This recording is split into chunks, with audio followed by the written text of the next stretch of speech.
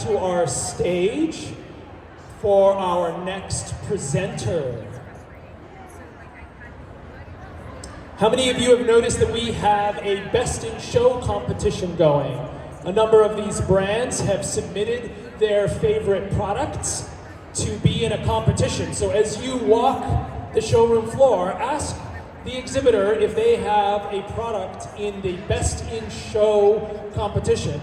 And when you're done walking all the booths today, be reminded of the ones you want to vote for, and then scan the QR code and put a vote in for them, because at the end of tomorrow, we will have a first, second, and third place product for Best in Show here in Seattle 2024. So please, as you're walking the showroom floor, do keep in mind that we have a Best in Show competition.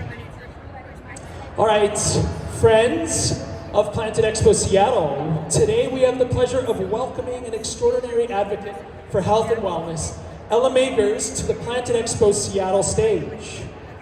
Like many of you, I've been deeply inspired. I was on Ella's podcast just a few months ago, and I have resonated as I've begun to pay more attention to the work that she's doing in the plant-based world.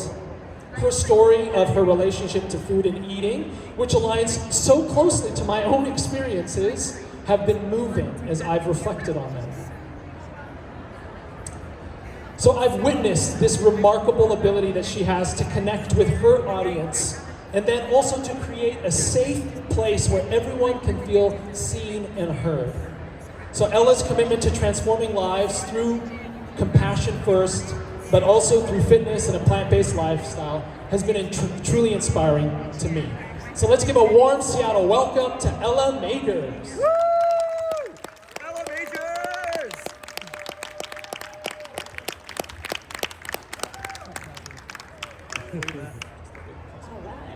Thank you, Stephen. Thank you so much for having me, for creating this really high vibrational space, right? Isn't this like... We're trying. It really is. It really is. Amazing. Thank you. All right. Did I do Yeah, something? don't worry, it's coming. Okay. All right. Yes, I got some slides this time. I'm excited about this. All right, so I'm going to be doing a bunch of storytelling today because it's how I like to bring to life the points I'm making. So we're going to have some fun, and I'm going to tell you a little bit about my journey and also share some really powerful tools for helping you make the transition, if you're not there already, to a plant-based lifestyle, but also to develop a healthy relationship with food and your body. So that's what I want to start with, is a question. Have you ever paused to consider the relationship you have with food and your body? Yeah? Because, you know, when it comes to nutrition, the focus is usually on the science about what to eat, right? But I'm here to propose that it's equally or even more important to really explore how we relate to food and our bodies, right? The how and the why that we eat. There's a quote by Maya Angelou. She said, "Do the best you can until you know better. Then, when you know better, do better." Well, you're going to know better, if you don't already, about what to eat, thanks to the speakers at this amazing event. So what I want to send you home with is a deeper understanding about the shifts that you can make to actually do better, right? To apply the information you're learning to your life, to your lifestyle. And I strongly believe that prioritizing our own health and well-being is the opposite of selfish. So that we can feel energized, happy, and full of life, right? Because we've got to heal ourselves in order to best help heal the world. So I want you all, just take a moment, give yourselves a round of snaps right now for being here today, for being here on a Saturday, right? Woo. To be here to make yourselves a priority. All right, so let's have a little fun. I'm going to tell you a little bit about my background. I'm going to transport us all the way back to 1990. I was 10 years old in 1990, and it was field day in elementary school. Did you guys have field day, like field testing, yeah? So some of the testing we got was pull-ups, it was pull-ups for the boys and a chin-up hold for the girls. So there I was, waiting in line, waiting for my turn to go up, and I'd watch the boys go up, and some of them would get one, maybe two pull-ups, others none, and the girls would hang on for dear life with their chin over the bar. Then it was my turn, and I walked up there, and I jumped up, and I started whipping out pull-ups. 1, 2, 3, 4, 5, all the way to 10. See, I was a very shy little girl, except when it came to athletics, because I had been in the sports since the age of 5, and I was really proud that I could out-pull up all the boys in school. And at that point, it was already 3 years after giving up meat from my diet. And I'll share that story here in a few moments. But first, we're going to transport from there 17 years to 2007. I was 27, and there I was stepping onto the stage at the FAME World Bodybuilding Championships. At that point, it was now 20 years since giving up meat and 12 years since going fully vegan. And I had decided that I was going to compete for the sole purpose of proving that a strong, muscular, lean physique was absolutely possible eating exclusively plants. And I won first place in the bikini division and took second in the fitness categories. All right, one more transport. From there, another 16 years, and this is now 2023. That was just last year, and I was boxing with a sparring partner named Willie. And now Willie's about 30 years old, and I would always bring my rescue chihuahua there. That was Shy. She passed at 17 years old just a few months ago. She was my little sidekick, and I'd bring her everywhere, and she'd come hang out while I would train. And Willie said to me, he goes, you know, Shy's kind of like your little Pokemon. And I said to him, I don't really know what that means, Willie. And Willie said, what? You don't know Pokemon? Man, you were a deprived child. And I was like, dude, I'm 43 years old. We didn't have Pokemon when I was a little kid. You know, we had Sesame Street and whatever. And he was like, what? You're 43? And that's because I keep up. You know, I can honestly say I'm standing here in front of you about to be 44 years old, feeling like I am in the best physical shape of my life. And I certainly don't share these things to brag. I share them to demonstrate what's possible on the fitness level, eating a diet exclusively made up of plants. And I also share them along with the message that being physically fit is certainly a component to health, right? But it doesn't equal true health, holistic health, which includes mental and emotional fitness, even spiritual fitness. And it includes an overall sense of happiness and purpose. So, speaking of purpose, I discovered mine at the age of 7. Here's the story. So I got in the car after school one day. I think I was in the 2nd grade, and my mom asked how my day was, and I told her that we had learned about Daniel Boone in school that day. Do you guys know who Daniel Boone is? He's one of our first American folk heroes, and he wore a raccoon hat, and he carried a shotgun, and he was a wilderness guy. And I said, Mom, this guy Daniel Boone, he was supposed to be a hero, but he wasn't. He was really mean. He killed animals and he ate them. And my mom looked at me and she said, well, you know, we're just really fortunate. We don't have to do that ourselves anymore. And it was that moment that I connected the food on my plate with the animal that it was. And I was horrified. And I told my mom, I'm not going to do that anymore. And that was it. I never ate meat again. Not only did I stop eating animals, I knew intuitively that it was my purpose on earth to be a voice for animals and to help people transition to a plant-based diet. So what happened when that light bulb went off was that I connected with a core belief that all animals deserve love and respect, despite society's programming that certain animals we call pets and others we call food. In this, my mom had kept this little writing, so I was like a little activist before I was even a teenager, that it said, an assignment said, what do I believe in? I said, I believe that killing any kind of animal for any reason is wrong. If I could have it my way, everybody would be a vegetarian like I am now. They wouldn't eat fish or chicken or anything that's alive. I believe that because we have got so many other things we can eat. Why should we have to kill something? Besides, what have they done to us? It's pretty much the same argument I have now. So let's take a deeper look into this idea of programming. Dr. Bruce Lipton, he's an epigeneticist and a cell biologist. He talks about how we are programmed by, up until the age of 7 in particular, by the influencers in our lives. Our subconscious mind is being programmed by our teachers, our parents, of course, friends, and now, of course, social media, to create our perception of reality, which we come to believe is the reality.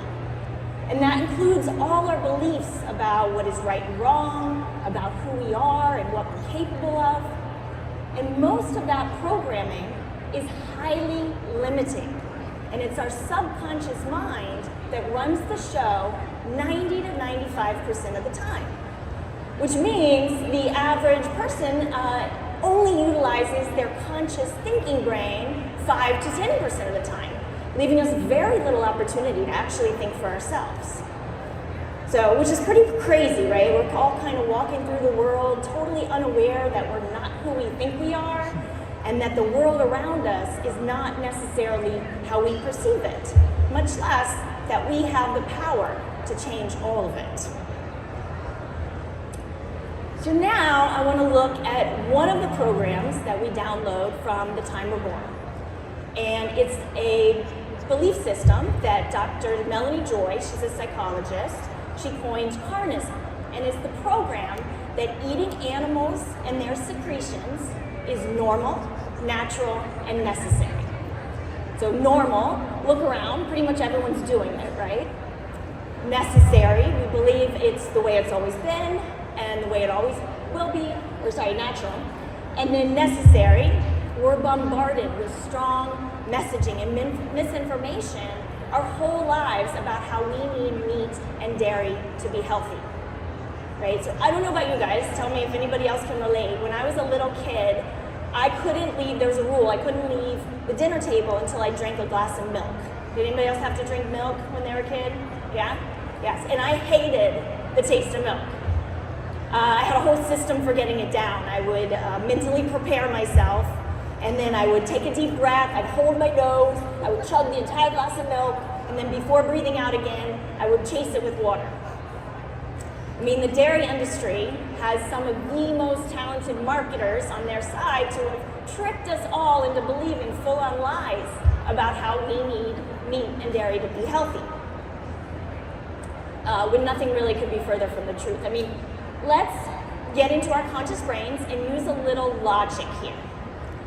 How does it make any sense that human beings need to drink the breast milk of cows, or any other species for that matter, but especially cows who produce milk for one reason and one reason only? What is that? To feed their baby cows, yes. And to help their calves grow to be 1,400 pounds. And yet, the dairy industry has managed to normalize this and make us all believe that it's natural and necessary.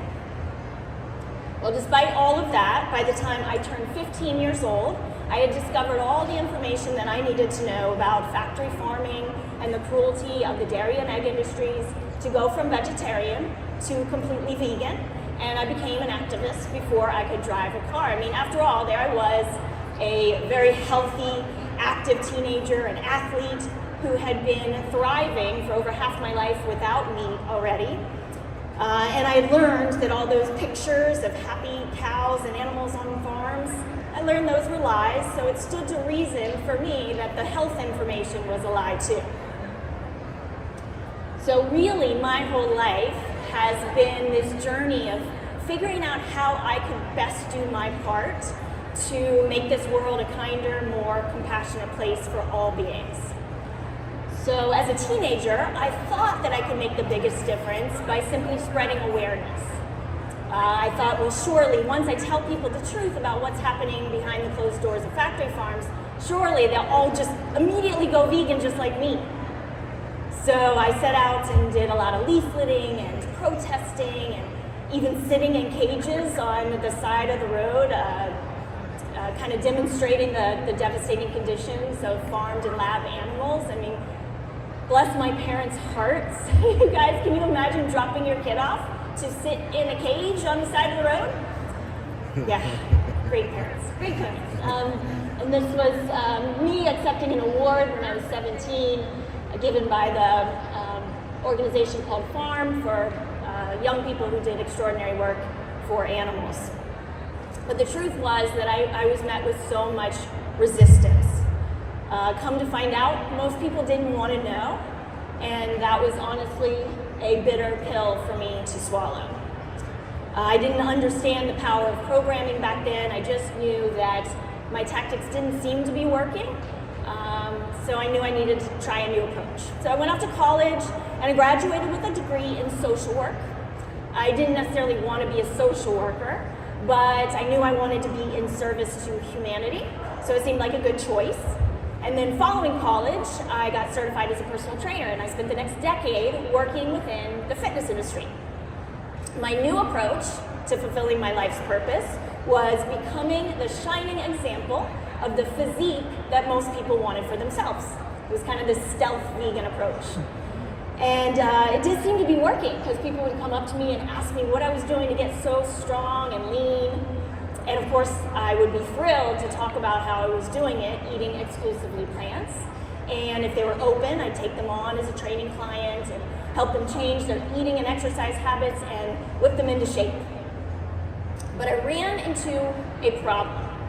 And it's the reason that we see so many great before and after photos, right? But so few after photos. Those photos, what people look like 6 months, a year, or 5 years later, when 80 to 90% of people who lose weight by dieting gain all the weight back. I saw firsthand what would happen when people would get into shape. Oftentimes they would then fall back into old habits, succumb to cravings for processed foods, start eating animal products again. And I found myself feeling pretty frustrated once again. And because I was putting so much pressure on myself to be in competition shape year-round, I did that competition, I developed a very unhealthy relationship with food and my body. I was surrounded by bodybuilders who were obsessed with protein, right, and terrified of carbs. And I was trying to meet the same macro counts as my meat-eating bodybuilding friends, but without consuming animal products, which would make anyone crazy because plants contain carbohydrates, and carbohydrates are really essential for our health and performance, yet they're demonized. So I don't know if you guys know about the traditional bodybuilding culture, but that usually is basically normalizes disordered eating. So it's often a schedule, and I would watch my friends Monday through Saturday, they would be really, really restrictive with their food, and then Sunday would come and it would be this day-long binge on things like pizza and donuts, right? Talk about unhealthy on every level. And because even though I didn't eat pizza or donuts, I would also restrict my eating in calories as long as I could until my willpower ran out. And then I would end up binging, but it would be on things like nuts and cereal. There were nights when I'd eat an entire jar of peanut butter in one sitting, and then hate myself for it, and then starve myself to make up for it. So as healthy and strong and ripped as I looked on the outside, I wasn't in great shape on the inside. And I certainly didn't want to appear weak or unwell to others. At that time, I wanted to be this role model, so I hid my struggles the best I could from everyone in my life. And while I was witness to my own suffering, I was also witness to the suffering of my training clients, many of whom were also struggling with self-sabotaging behaviors. The addictions that they had to processed foods and animal products were part physical and also part emotional. I saw that they too used food, alcohol, and sometimes drugs to numb, hide, and distract themselves from their emotional pain. And what was interesting was that they thought that happiness was waiting for them on the other side of weight loss and a strong, lean body.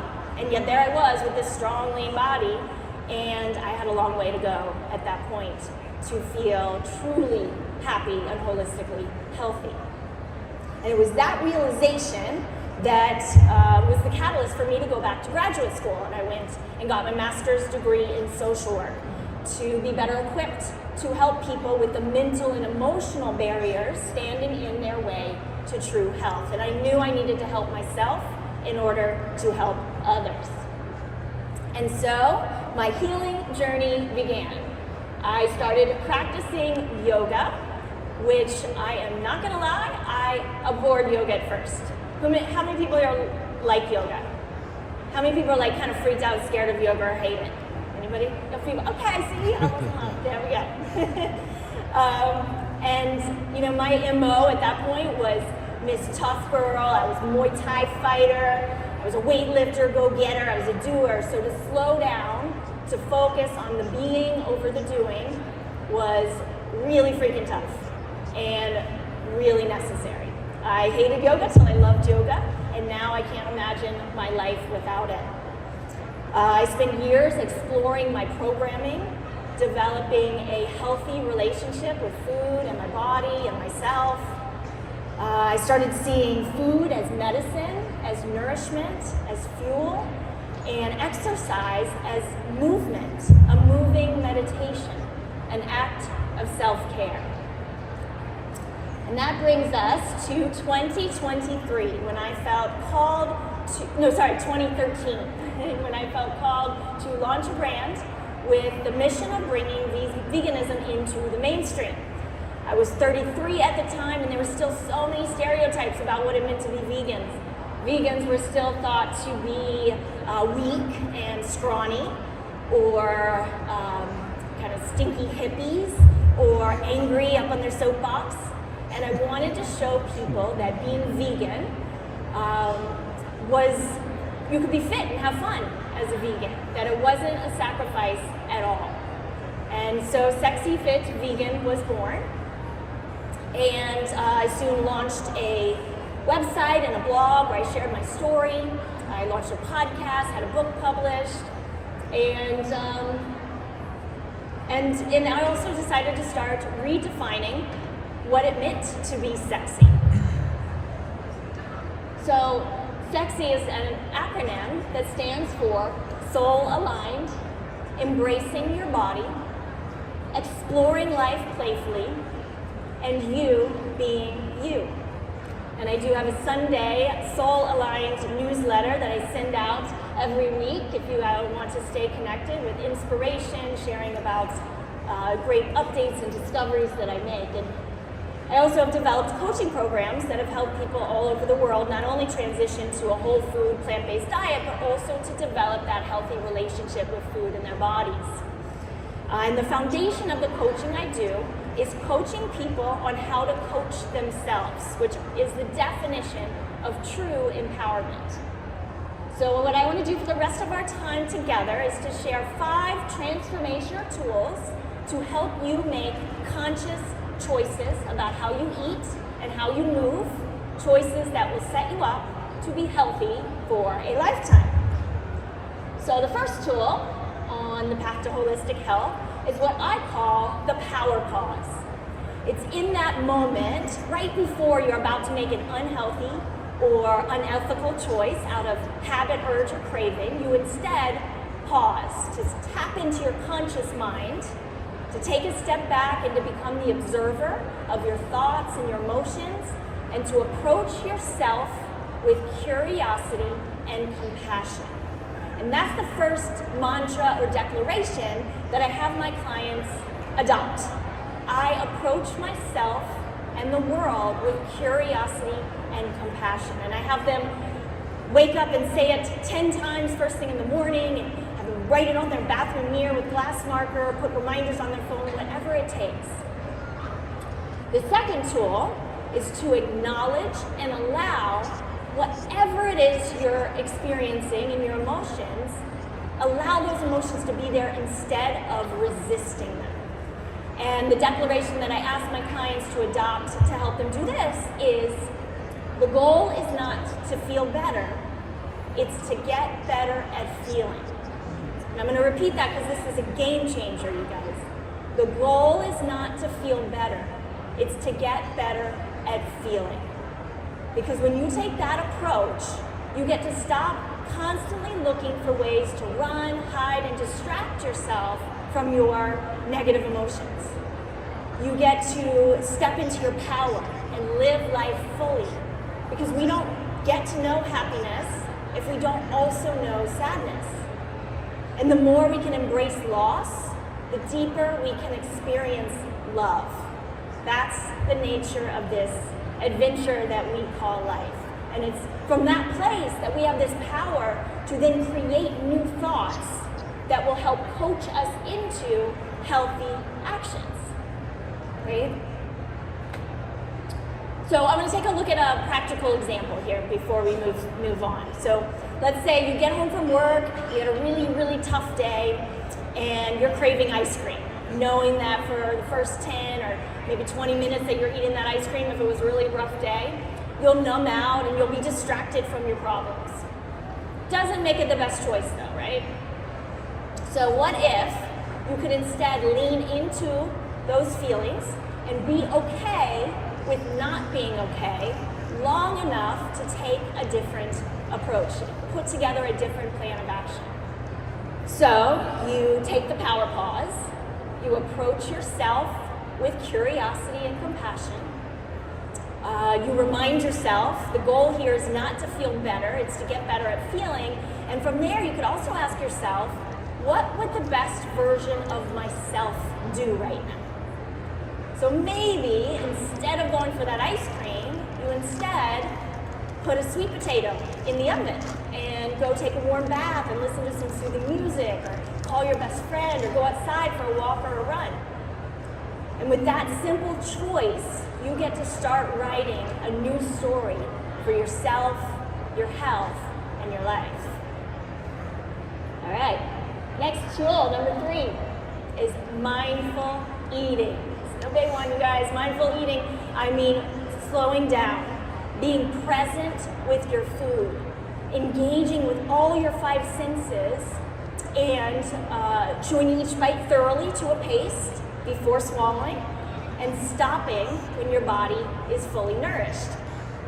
So look, I was a scarf it down kind of eater for most of my life. As I'm guessing maybe a few of you might be. Anybody? A little bit? Yeah, scarf it down, yeah. And I actually remember the very meal that I decided to start eating mindfully. It was after I was doing a book signing on the Holistic Holiday at Sea Cruise. It's a vegan cruise that goes out of Miami. And Dr. Clapper, Dr. Michael Clapper had given this talk and talked about the importance of chewing your food to a paste before swallowing. And I said, let me give this a shot. I'm going to commit to doing this. So I did. And the immediate result was that the bloating, and I had always struggled with some bloating after meals for years, it completely disappeared. Completely disappeared. Not only that, mindful eating has put countless clients of mine on the path to developing that healthy relationship with food and their bodies that has also allowed them to drop the excess body fat, not only drop it, but keep it off. Clients like Jen here, who dropped 2 sizes in the first 2 months we were together, simply from, I didn't even give her a diet plan, we just talked about how she was eating. And she committed to eating, and at first it really helps to eat undistracted, right? To be there and be present with your food. And yes, what I said to myself, and this sounds so gross, but I'm gonna make a smoothie in my mouth with my food before swallowing. Sounds gross, right? But I'm telling you, it's a game changer. Another game changer here. These simple things that are not as simple, because what Dr. Clapper didn't talk about was how tough it is to change that habit. It is tough to change that habit of how we eat, but it's possible, and it also involves that being present piece of things. All right? So, tool number 4. Have you ever heard the philosophy, how you do anything is how you do everything? Well, mindful eating is just the beginning. And this brings us to tool number 4, which is exercising out of love for yourself. Because all too often, people use exercise as a way to burn off calories. Basically, a punishment for overeating or eating junk food. But here's the deal, you guys. You can't outrun your fork. You know what a burpee is? Everybody know what a burpee is? Don't make me demonstrate one like I just Yes, they're tough, right? Even one burpee's tough. I'm talking all the way down, jumping at the top. So can you guess how many burpees it takes to burn off the calories in one serving of Oreo cookies, which are accidentally vegan, by the way? Just one serving. How many burpees do you have to do to burn off those calories? Any guesses? 50. 38. 50. Over 100. Over 100. That's what I'm saying. You can't outrun your fork. Right? And look, there is nothing wrong with wanting a strong, lean physique, a rocket body. Nothing wrong with that. But when that's your only why for working out, you set yourself up for failure. That perpetuates that exhausting cycle of training in unsustainable ways, only to either, because you feel really motivated, right, to reach your goals, and then you either reach your goals and then you lose your motivation because you've arrived, or you don't reach your goals and then you lose your motivation because you're frustrated because you feel like you failed. So what would happen if you stopped viewing exercise as a chore or a punishment and started viewing it as an act of self-care? As a, not only on the physical level, but also on the mental and emotional levels. What if you saw exercise as a moving meditation, as a way to relieve stress, and to set yourself up to be active and healthy into old age? Then it's no longer about willpower, which always runs out. It's really about connecting with that deeper why and incorporating movement into your way of life. All right, last tool, number 5, is expanding our circle of compassion. So think for a moment about who's in your current circle of compassion. That is, who do you already feel this deep sense of compassion or love towards in your life? Maybe it's a small circle. Maybe it includes your immediate family, your best friend, maybe your pets. Are you included in that circle of compassion? What about farmed animals? It's totally fine to start with a small circle. And are you ready to open your heart a little more and start expanding that circle? There's an ancient form of meditation called Tonglen, and it's all about helping us expand our circle of compassion and relieve the suffering of ourselves and others.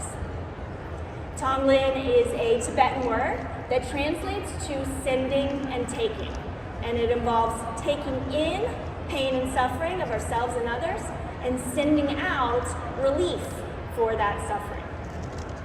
And instead of turning our attention away from suffering, Tonglen teaches us how to lean into it and to use it as a way to connect with others and to even find peace in the midst of suffering. So as I start to wrap up here, I want to lead us, anyone who's up for it, in a very short Tonglen-inspired meditation. So if you're up for it, sit up nice and tall for a moment and close your eyes and connect with your breath. Feel your breath going in and out, and also connect with the energy in your heart center. Feel that energy right in your heart center. And now I want you to visualize breathing in darkness and negativity, and breathing out light and positivity. Breathe in darkness, breathe out light. Breathe in negativity, breathe out positivity. And now think of one person or an animal, it can even be yourself, in your life who is experiencing some pain, who's struggling. And I want you to think about that being and breathe in their pain and breathe out relief for them. Breathe in their suffering and breathe out anything that will benefit them. And now, Think about beings all over the world who are suffering in similar ways to that one being that you just thought of. And I want you to breathe in their collective pain and breathe out relief for them all. Breathe in that collective suffering and breathe out anything that will benefit all of them. Amazing. Open your eyes. How do you feel? Before I move on, I wanted to introduce you to Rubia. This is Rubia. She is our queen pig at Hogs and Kisses Farm Sanctuary. I am on the board and spend quite a number of weeks every year up there helping out in Virginia. And in that slide where I was training that client, that was Anne. That was maybe 15 to 20 years ago, before she was even vegan. And I started training with her. She became a best friend. She went on now to 3 years ago found Hogs and Kisses Farm Sanctuary, and now I get to be on the board and spend time with these amazing souls. All right. There's a chant that I learned through yoga. I was introduced through yoga. Maybe some of you know it. There's a lot of yoga people in here. Sloka samasta sukhino bhavantu. And it's Sanskrit for, may all beings everywhere be happy and free. And may my words, or my thoughts, words, and actions contribute to that freedom and happiness for all. So if that resonates, repeat after me. Loka, samasta, sukhino, bhavantu. You are more powerful than you know. So I invite you to use your power to pause, to explore your programming, to practice mindfulness, and to choose compassion. I want to thank you all for being here, for listening to this talk. If you'd like to connect with me, I'm on Instagram, my website, and I have a great podcast. If these tools and what I said about your relationship with your body and food, if that resonates, that podcast is a great free resource for you all.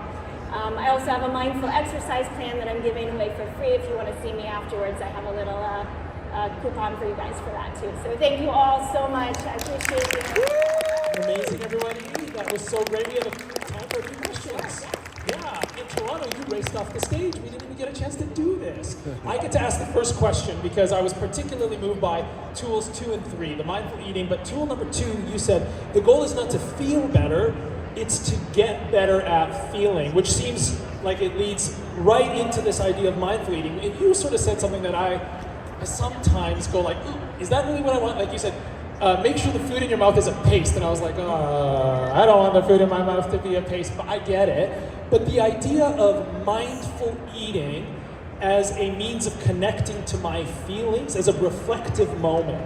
So food is a way for me to enter into who I am and what I'm experiencing while experiencing the food. I don't know, does any of that make sense? Oh, a ton of sense. And it's part of that, building that relationship with that food and understanding, and also just thinking about, taking a moment to think, where did this food come from? To connect with the gratitude about what this food is about to do within my body. And who helped get this food to my plate? It's this way of connecting not only with the food, but with the entire world. Yeah, and sometimes, like when we're distracted in eating, whatever, television's playing, kids are running around, you're scrolling social media, whatever you're doing and eating, you have no clue what you're eating. Nope. Like you're totally disconnected from your food, and it's no wonder that, several hundred calories later, we haven't really even gone through the experience. Anyways, I don't want to monopolize the question and answer time, but that's what I was thinking about. So thank you, Ella. That's so important to me. Okay, any hands here? Questions for Ella about the tools that she suggested would be helpful in connecting with yourself and your ability to eat more mindfully? Questions? Right here. Yeah. Please tell us your name and where you're from. Daryl Bates. I live in Mill Creek. This question is not about your any of the tools or anything, but you had a slight comment about peanut butter. What are your thoughts on peanut butter and whether healthy and for protein or not? Yeah, thanks, Daryl. There's nothing wrong with protein. With peanut butter. Of course, if you don't have an allergy or whatever, is just being also mindful of the calorie density of foods, right? So knowing that nuts are very calorie dense food. It contains a lot of fat. It's not a bad fat when you're eating the whole food. I always think of food as a package, right? So you're eating a whole avocado versus avocado oil.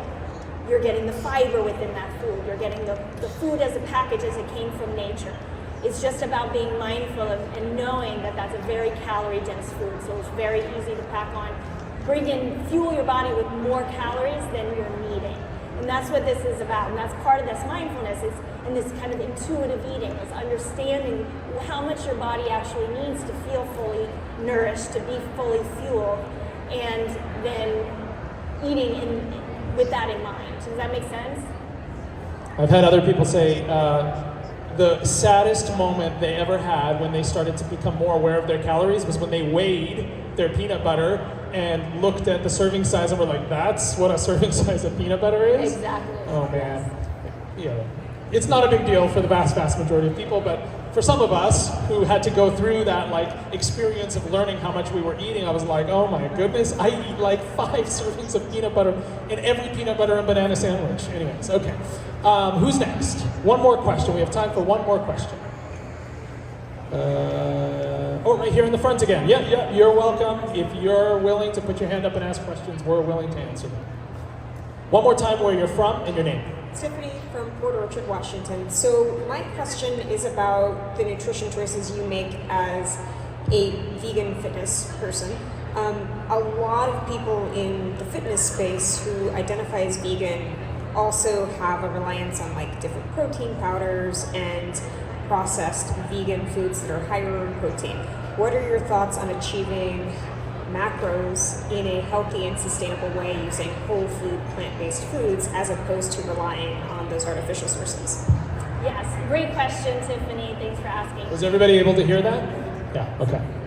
Yeah, so I'm not actively competing anymore, but I'm strength training, I'm doing mobility training, I'm training for both strength and longevity. So I'm not looking to get up on a stage, but I do like maintaining a strong, lean, muscular physique. And I do it mostly with whole foods, yes. So my salad, maybe this would be a good example. I eat salad for breakfast, #salad for breakfast, my thing. And I've got this great salad. It's a kale salad. I usually use kale, but I'll mix it up.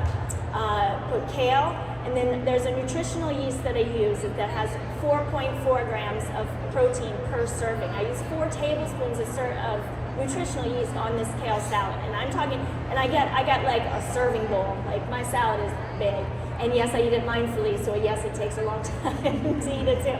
But if you're looking at just the nutritional yeast and the kale, already that's 17 grams of protein on the salad, and I haven't even added beans.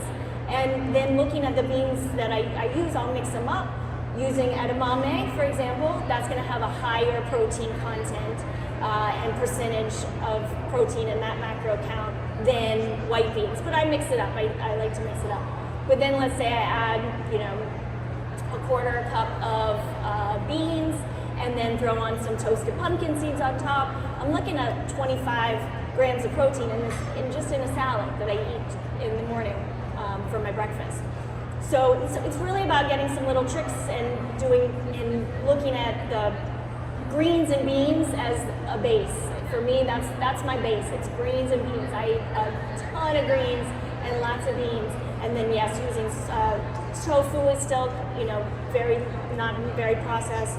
Tempeh and edamame soybeans. Those are going to be your highest macro count for the protein with the whole foods. Does that make sense? All right, we're going to be moving along to our next speaker. Let's put our hands together one more time for Ella. Thank you, Ella. Yes.